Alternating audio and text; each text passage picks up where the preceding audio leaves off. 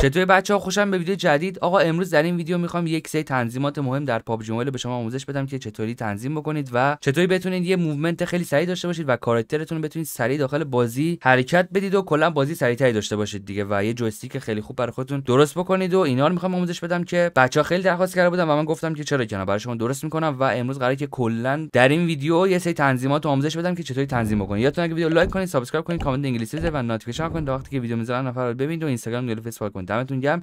بریم هم دیگه ویدیو رو شروع بکنیم و بریم دیگه.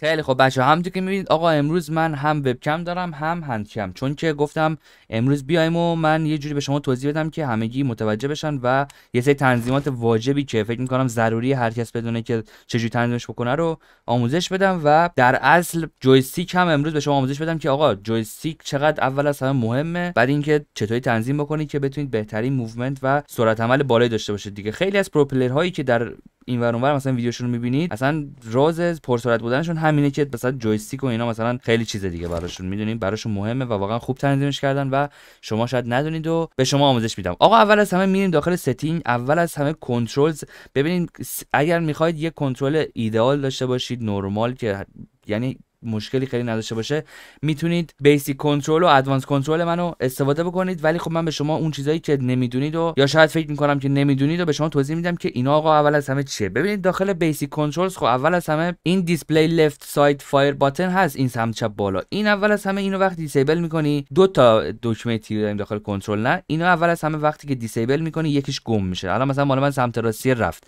حالا اونی که دیسیبل میشه کدومه؟ اونی که دیسیبل میشه اونیه که وقتی که شما تیر میزنید، نگاه کن، میخوای سفر تکون بدی با ADS کار نمیکنه، یعنی این ثابته، یعنی این با این فقط میتونی تیر بزنی، باید با جایروسکوپ کنترل کنی. یا اول فاز سفر رفت. خب برگشتیم آقا، همونطوری که گفتم این وقتی که شما اینو دیسیبل میکنید اونی میره، اونی دیسیبل میشه که ثابته. پس اگه میخواید میتونید دیسیبل بکنید و اگه نمیخواید میتونید بذاریدش. من یکم دستم راحت نیست آقا، ولی تا جایی که بتونم توضیح میدم. و گزینه بعدی آقا این سمت راستیشه که تب ریلیز داره که این برای اسنایپر. آقا وقتی که اگر شما میخواید مثلا اینجوری اسکوپ باز کنید یه دونه تیر بزنید، اینو باید روی تب بذارید. اگه میخواید ریلیز بذاری اینطوری باید بکنید. یا کن اینو اسنایپر وقتی دستت میگیری دکمه تیری که میزنی خودش اسکوپ باز میکنه اتوماتیک و وقتی که ول میکنی خودش تیر میزنه. که این روی تپ باشه بهتره، ریلیزش خیلی جا کار نمیده. مثلا نو اسکوپ میخوای بکنی تو TDM مثلا اینا، این خیلی اشتباهه. و سمت چپ پایینم دیگه این همین نسخه شاتگانشه دیگه. مثلا شاتگان رو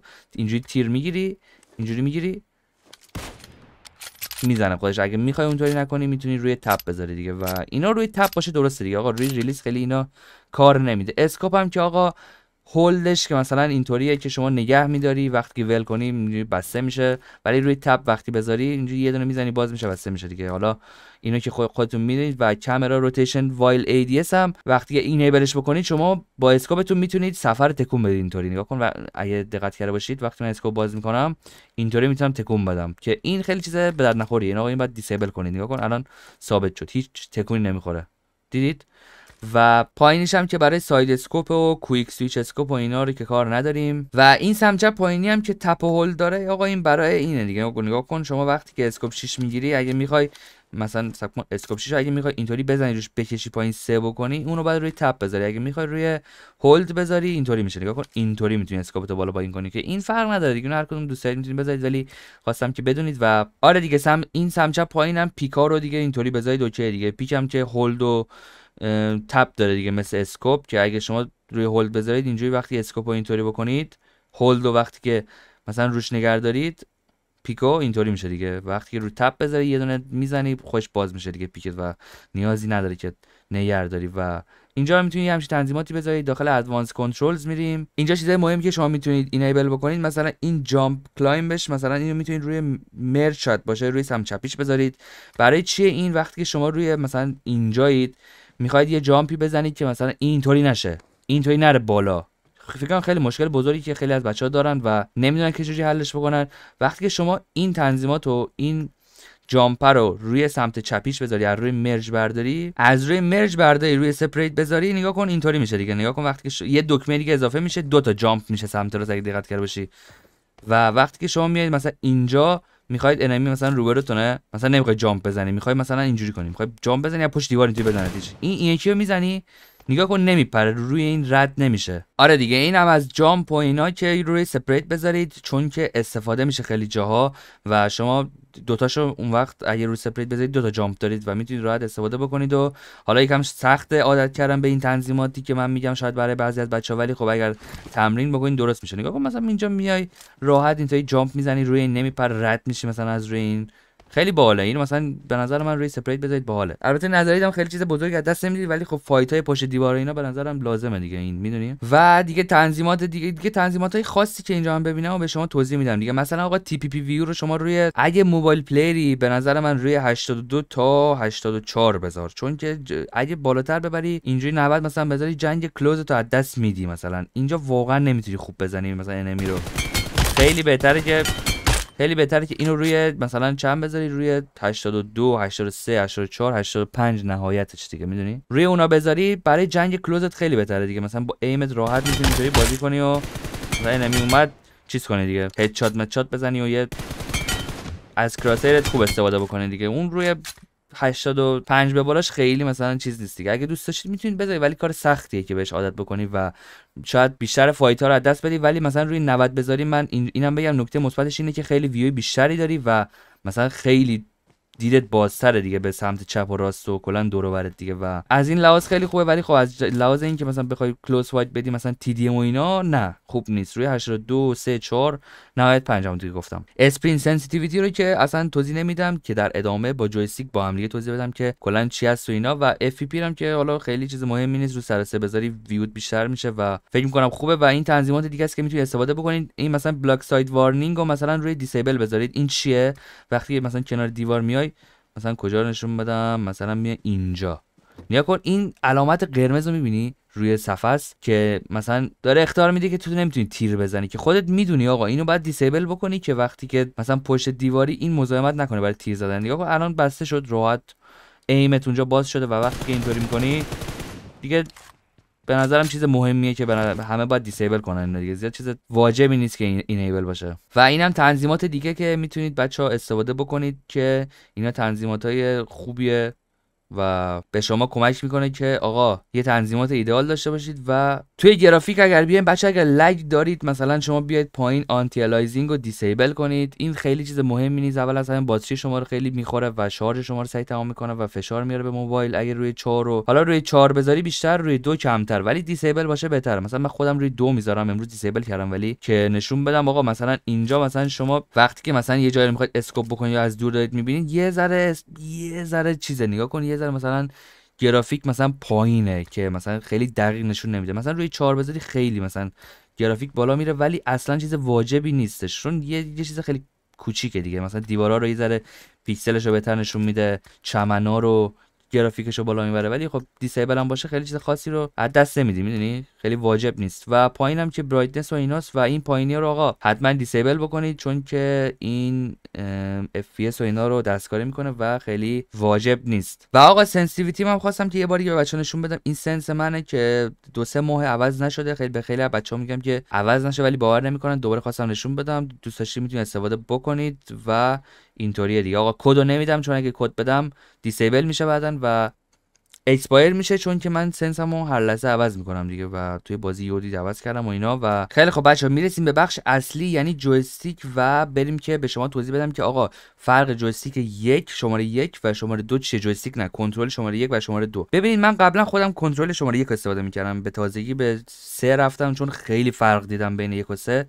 و بین 3 و 1. و آقا کنترل اولی ببین داستانش اینه، وقتی که من اینو سیو بکنم بیام اینجا استفاده بکنم، داستانش اینه که سمت چپ شما نگاه کن، اینجا روش نوشته دیگه، سمت چپ شما میشه موومنت، سمت چپ صفحه شما از اینجا به بعد میشه موومنت و سمت راستش میشه تیر زدن و ایم و اینا. و این یعنی چی؟ وقتی که شما بیاید بیرون، اگر اینو استفاده میکنید بیاید بیرون یه رفع خودتون رو تست بکنید متوجه میشید. ولی خب اینجا من به شما توضیح بدم. ببینید کلا سمت چپ اولین جایی که کلیک میکنی و تاچ میکنی میشه میشه چیه شما؟ میشه جویستیک شما، یعنی موومنت شما. یعنی من الان جویستیکم این پایینه، سایزش 70 پایینه.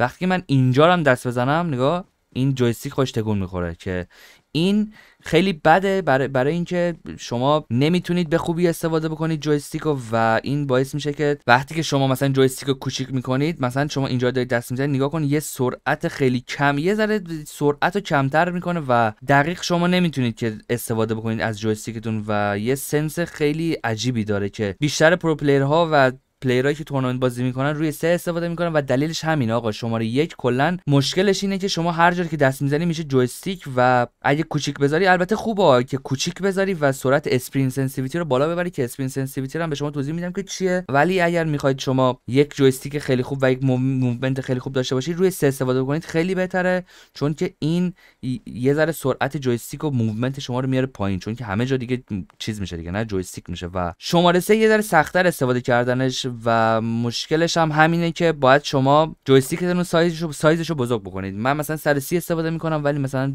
داریم کسایی که 200 استفاده میکنن و اینا. و فرق شماره 1 و 3 همینه که شماره 3 فقط شما باید روی جویستیک مثلا چیز کنید، استفاده کنید. مثلا اینجا رو وقتی دست میزنید نگاه، این میشه کجا؟ این میشه ایم. نگاه کن، این دیگه نمیشه موومنت، این میشه ایم شما. وقتی که اینو اینجا دست میزنی بغل حتی مثلا کنار جویستیکو، این میشه ایم شما و شما فقط باید همون دایره‌ای که جویستیک هست و اونجا رو باید کنترل بکنید و به خاطر همین مجبورید که بزرگ بکنید و این باعث میشه که شما بهتر بتونید کنترل بکنید جویستیکتون رو. و شماره 3 کلا اصلا همینه داستانش دیگه، که سنس این جویستیکش خیلی سنس حساسی داره و واقعا اونطوری که شما میخواید میتونید کاراکترتون رو کنترل بدید و کنترل کنید و موومنت بزنید و اینا. و برای هر موبایلی البته فرق داره، شما مثلا میتونید تست بکنید، ولی خواستم که فرق شماره 1 و 3 رو به شما توضیح بدم که چیه. و اسپرین سنسیتیویتی هم به همین جویستیک ربط داره. وقتی که شما این رو مثلا 100 بکنید، شما نگاه کن اینطوری به شما توضیح بدم، وقتی که شما این رو مثلا اول اصلا بریم به 70، بریم مثلا به 30 برسونیم، نگاه کن وقتی جویستیک رو من دست میزنم یه ذره میبرم بالا، نگاه یه ذره داره یواش راه میره، دقت کرده باشی مجبورم ببرم بالا، اینطوری تا آخر ببرم بالا که سرعتش زیاد شه، میبینی؟ اما اگر اینو تو 100 بکنی، اینو یه ذره که دست بزنی، نگاه سرعت کامل رفت بالا.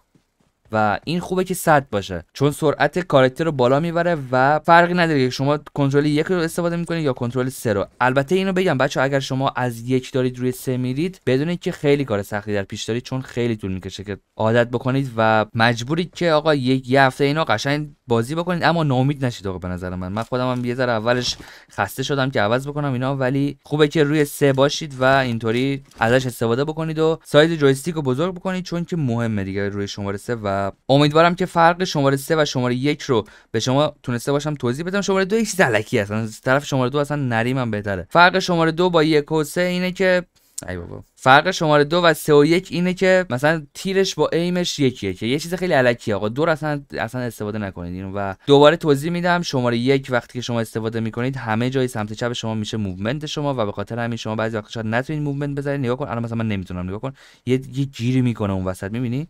و وقتی که شماره 3 میکنی، فقط جویستیک شما میشه همین دایره‌ای که دارید و اگر شما اینجا رو دست بزنید میشه ایم و این یه ذره خطرناکه، ولی خیلی موومنت بهتری میتونید بزنید و خیلی از پلیرها همین استفاده میکنن. و امیدوارم که خوش اومده باشه. سنس دیگه، کنترل دیگه ای که بخوام به شما نشون بدم نیست دیگه اینجا. و امیدوارم که از این ویدیو خوش اومده باشه. یادتونه که ویدیو لایک کنید، سابسکرایب کنید، کامنت انگلیسی و اینا یادتون نره، نوتیفیکیشن کنید وقتی که ویدیو میذارم نفر ببینید و اینستاگرام و فیس فالو کنید. سابسکرایب هم یادتون نره. دمتون گرم تا یک ویدیو دیگه. فعلا خدا نگهدار. خداحافظ.